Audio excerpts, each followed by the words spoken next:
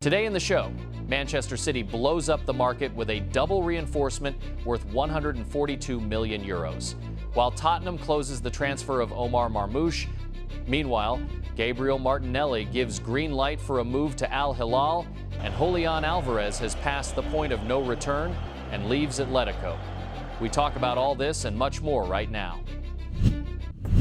Tottenham Hotspur closed another high-profile transfer deal at the end of the summer 2026 window, reaching an agreement in principle with Manchester City for the signing of 27-year-old Egyptian forward Omar Marmoush. The transfer is structured as an initial loan deal for the 2026 to 2027 season, with a mandatory purchase option triggered upon achieving easily attainable sporting performance metrics. The total future buyout sum is fixed at 58.5 million euros. Remarkably, Manchester City bought Marmoush in January 2025 from Eintracht Frankfurt for 75 million euros. So the citizens are releasing the Egyptian at a financial loss relative to his initial purchase price. Such a legal loan-to-buy structure allows the Londoners to spread the financial burden in their profitability and sustainability rules accounting. In this same transfer window, Tottenham is conducting a colossal spending spree under Roberto De Zerbi. The club has already executed a permanent purchase of another Citizens winger Savinho for 100 million euros, as well as completing transfers for Sandro Tonali, Matthias Fernandes, and Jan-Paul van Hecke. What is more, the Londoners are not stopping and are holding active parallel negotiations with Liverpool for the purchase of Cody Gakpo for 70 million euros, having already agreed personal terms with him. The total sum of Spurs' summer expenditure could surpass an astronomical 530 million euros. Omar Marmoush himself gave full consent to the move and agreed personal terms several days ago, seeking guaranteed starting status following fierce competition with Erling Haaland in Manchester. Tottenham's 0-3 defeat against Brentford on match day 1 of the Premier League merely confirmed to the Londoners' hierarchy that the team requires immediate and radical changes in attack, forcing them to accelerate deals for Marmoush, Savinho, and Gakpo. The player has already scheduled a flight to London for medical testing and official contract signing. Saudi Al-Hilal has moved to an active negotiation phase regarding the signing of 25-year-old Brazilian Arsenal winger Gabriel Martinelli. Initially, the Saudis explored an option for Pedro Neto, yet Chelsea set a firm, high-price barrier of £100 million on their player. Finding no compromise with the Londoners, Al-Hilal completely shifted focus to Martinelli as a priority option to reinforce the attacking flank and replace Malcolm. The position of Gabriel Martinelli himself has transformed significantly. Where previously the 25-year-old Brazilian firmly considered exclusively performing in European top leagues, even turning down an official offer from Turkish side Galatasaray worth 45 million euros, his camp has now granted official consent for contacts with Al-Hilal. Such a decision was influenced both by astronomical financial terms featuring a multi-fold wage increase and a sharp shift in status at the London club. Following the signing of Christos Solis for 40 million euros, Mikel Arteta does not see the Brazilian in his starting lineup. Martinelli ended up out of the squad for the FA Community Shield match against Manchester City and the Premier League opening fixture against Coventry City. Management at Arsenal is already holding direct consultations with representatives of Al-Hilal. The Gunners are considering a permanent sale of the forward and expect compensation in the region of 70 million euros, which will allow the club to collect a record profit on a player acquired in 2019 from Ituano for a mere 7 million euros. Currently, the parties are ironing out the payment structure and personal contract details. Newcastle United sits half a step from closing a major transfer, making significant and decisive progress in talks with Manchester City for the signing of 24-year-old Spanish midfielder Nico Gonzalez. The parties sit in the final stage of agreeing the payment structure and performance add-ons, with the total deal value coming in between 52 and 58 million euros. The Citizens bought the midfielder from Porto for 60 million euros 18 months ago. So this sale allows the Manchester side to fully recoup its investment without financial loss in profitability and sustainability. Rules reporting: negotiations hit the home stretch after Gonzalez himself granted final consent to the move and agreed terms on a 5-year contract with the Magpies. The Spanish midfielder is openly dissatisfied with his role in Manchester, where he never secured a stable starting spot and failed to even make the lineup for the season opener against Bournemouth, despite a total personnel shortage in central midfield. Newcastle's new head coach, Matthias Gisel, views the 24-year-old player as an ideal reinforcement and designated him target number 1 in central midfield, following the sales of Bruno Guimaraes and Sandro Tonali.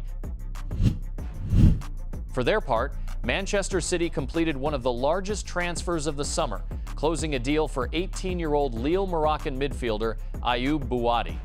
The clubs agreed a record financial package worth €100 million, where €95 million is paid as a fixed sum, with an additional €5 million structured in achievable bonuses.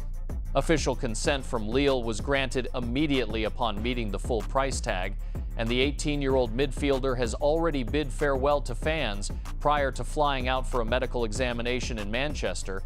This move makes Bouaddi the most expensive teenager in Premier League history. Such a heavy financial assault stems from a total overhaul of Enzo Maresca's central axis. This summer, Manchester City lost several key midfield performers at once.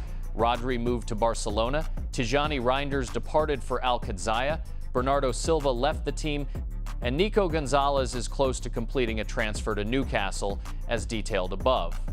Incidentally, securing the Bouaddi deal served as the green light for the citizens to permanently unblock Nico Gonzalez's sale. In the race for the Moroccan talent, the Manchester side outpaced a host of giants. Arsenal held direct talks with the players' camp for a long time, but redirected resources to Bruno Guimaraes from Newcastle United. PSG attempted to keep the midfielder in France, while Manchester United, Liverpool, Bayern Munich, and Real Madrid kept him on their radars, yet Manchester City put down €100 million immediately to land the player. In parallel, Manchester City enters the home stretch in negotiations for 22-year-old Palmeiras right-winger Allan Elias. The transfer package comes in at €42 million. Allan is being acquired as a direct replacement for Savinho, whom the citizens are selling to Tottenham Hotspur for a fee approaching €100 million. Palmeiras has already excluded the player from their squad as he prepares to fly out to England. So, to summarize, Manchester City drops €142 million on a double reinforcement, patching up a depleted midfield with record-setting 18-year-old Ayyoub Bouaddi, while boosting the attacking flank with Allan Elias. The transfer saga surrounding 28-year-old Milan French forward Christopher Nkunku enters the home stretch. RB Leipzig reached an agreement in principle with the Rossoneri for the forward's return. The deal is arranged as a paid loan for the 2026 to 2027 season for €3.5 million, with a non-mandatory option to buy for €30 million. Furthermore, the German club assumes full 100% coverage of the player's substantial salary. The clubs are exchanging signed documentation prior to medical testing. The primary reason why Milan agreed to a loan over a permanent sale was the player's own firm stance. Newcastle sought to acquire Nkunku permanently, yet the Frenchman flatly blocked talks with the English side, setting a return to RB Leipzig as his sole priority. New Rossoneri head coach Ruben Amorim sidelined the forward and declined his services due to a squad rebuild. As a permanent sale to the Premier League collapsed due to the striker's decision, Milan management decided against dragging the conflict into deadline day, securing €3.5 million in loan fees while shifting his salary entirely to the Germans. The conflict between 26-year-old Argentine Atletico Madrid forward Julian Alvarez and the Spanish club has passed the point of no return.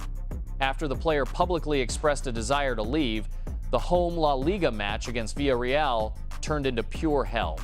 The stands at the Metropolitano deafeningly booed the forward as he came on as a 67th-minute substitute, chanting calls for his immediate departure. Following the match, Alvarez demonstratively refused to approach supporters and headed straight down the tunnel, where a club scarf was tossed at his feet. According to available information from Spanish sources, Alvarez's behavior in the dressing room after the match was viewed as a definitive point of no return. The player has burned all bridges with management. Atletico is leaking information to the press that they stand ready to release the Argentine to Arsenal if an offer of 150 million euros arrives, insisting he will not be sold for less. Yet this is merely a final desperate bluff to save face before fans. Through their emotional actions, the stands ruined their own club's negotiating leverage. Proposals from Barcelona collapsed due to the Catalans' financial constraints and a direct veto on selling to a rival, leaving London Arsenal in a comfortable position. The Gunners have no urgent need for a striker, allowing them to bide their time in the final hours of the deadline. Management at Arsenal understands Madrid's impasse and can drive the price down hard, refusing to offer more than 100 million euros for a player engaged in open conflict with his own club. So, mentally, Alvarez has already left Madrid, and physical departure is merely a matter of time. As the window closes, Atletico bosses, realizing their trap, will be forced to accept a reduced offer from Arsenal to avoid a dressing room collapse from within and salvage their wage bill. Or there is the option to hold on to Alvarez, but who wins in that scenario?